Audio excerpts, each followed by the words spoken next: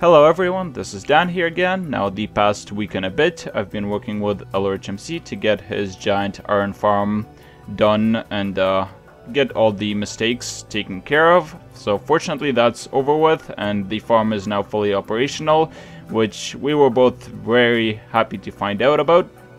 But anyway, now that I'm back, I've got several projects that I've put in the back burner for a while during that time, but now it's time for me to get back to them and show them off.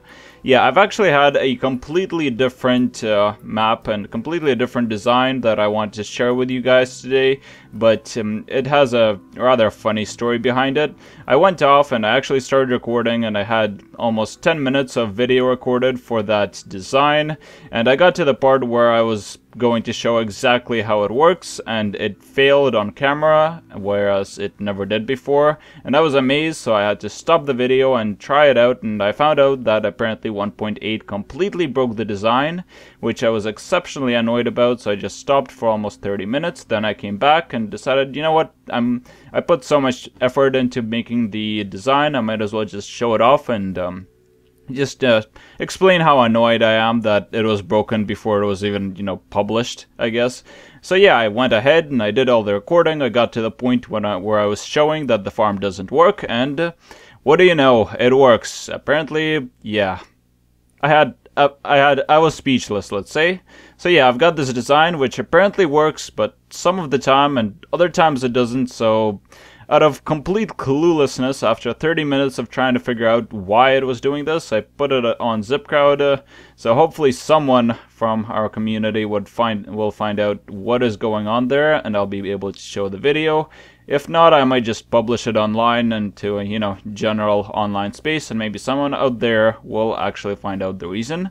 But anyway, for now, this is what I will be showing you this video, which should be interesting at least, some of you have seen the combination lock that I did before, so you just select which one of the 8 directions, you click the button, you do that 3 times, and if you put in the correct code, the door will open. This is basically more or less exactly the same thing, but I managed to fit in actually 2 codes into the same one. So there is code number 1, which is all this way. I can obviously adjust any of them real time, and they'll all be changed to accordingly, and the second one over here. So if we put in the second code, that one, so that's 1, and here comes the second number, and then we put in the third number, and then this door opens, but this one obviously doesn't. Now let's click on the button to do the reset. It turns that off, turns this light on, meaning we can put in the next code. So the next code is all of them this way, so that's 1, and here comes the second one, and the third one, and then this one will open, but that one will remain turned off, and that's because it's all like that. Obviously, I can just set this to whatever I want, and you have to put in the correct code. So if we put in all of them down again, so that's 1 and 2 and 3, none of them will open because none of them are the correct code. There's 3 numbers based on the way it's set up. I've obviously got another one which works pretty much the same way, but with a 6-digit combination. So yeah, works pretty much the same way. It was actually a very interesting design because I had to fit in all of that into as small a space as possible, and it's actually not exactly a 2 times size of just a single one. It's actually more of 1.5. But the way I managed to do this was I had the selection over here. So I'm not actually sure, maybe some of you have watched the previous video where I explained how the combination lock I have works, but I'll just go over it very briefly. So when you click the button, it just checks the number to make sure that it's correct. The way it does that is that whenever, let's click that button here just to have it proceed. There we go. So based on this one of these pistons will be open, which will put in whichever one here through the comparators out into here. Come on, let's get inside there. So into this comparator, which subtracts that from whatever you're putting in. So what that means is that if the output is exactly 1, you'd have a signal. If it isn't, you obviously won't. So right now it is correct because this one is on, meaning the torch is off. This one is off, meaning the redstone repeater is off. So it gives off, you know, there is no redstone power here, which means that the signal is correct, which just continues going, which means that this one, when you click the button, the RS NOR latch made of 2 droppers here will not trigger, and if that happens 3 times consecutively for each of the numbers here, then the door will open on the 4th click of the button. Very simple, and over here we just have a reset for it.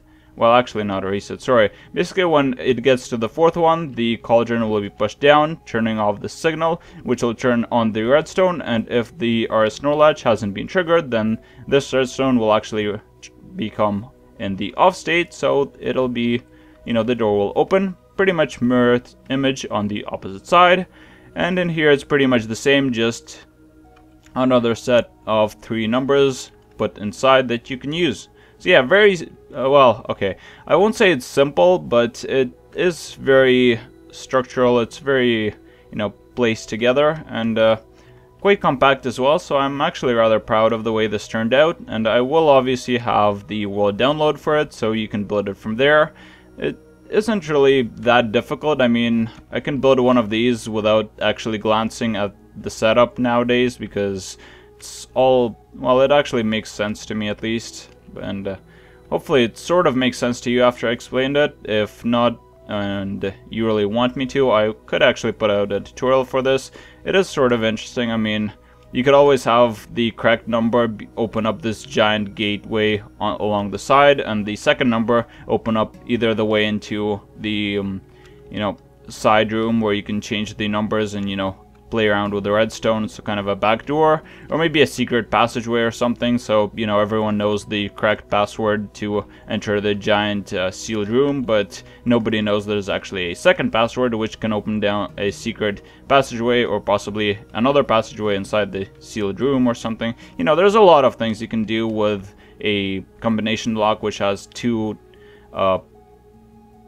passwords inside it.